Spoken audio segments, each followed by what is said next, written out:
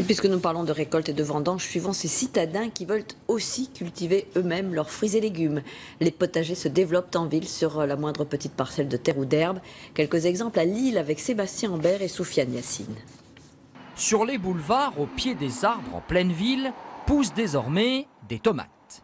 Et ici, à côté de l'abribus, on vient d'arracher quelques pommes de terre.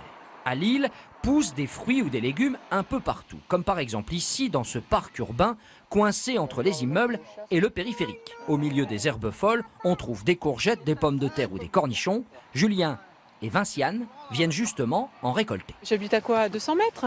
Et vous êtes venu avec une pelle? Avec une pelle, avec un instrument dont je n'ai oublié le nom, mais qui sert aux pommes de terre surtout, pour rebuter les pommes de terre. Voilà. Ce que vous allez faire là? Alors là, on va rebuter peut-être un petit peu, mais je pense que surtout on va récolter les pommes de terre, parce que là on est dans la saison, ça fait 3 mois qu'on les a plantées. Le gros avantage qu'on a, c'est que c'est sur des terres qui ne sont jamais cultivées.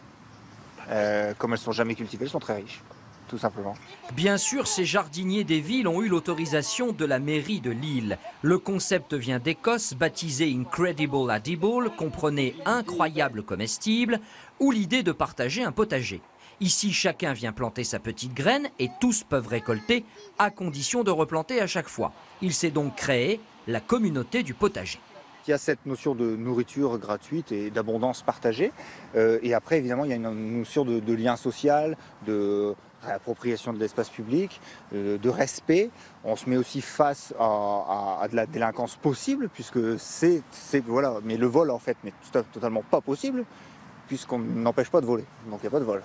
Le phénomène s'étend dans les grandes métropoles, partout en Europe. Une manière de ne plus distinguer l'homme des villes et l'homme des champs. Désormais, il ne fait plus qu'un.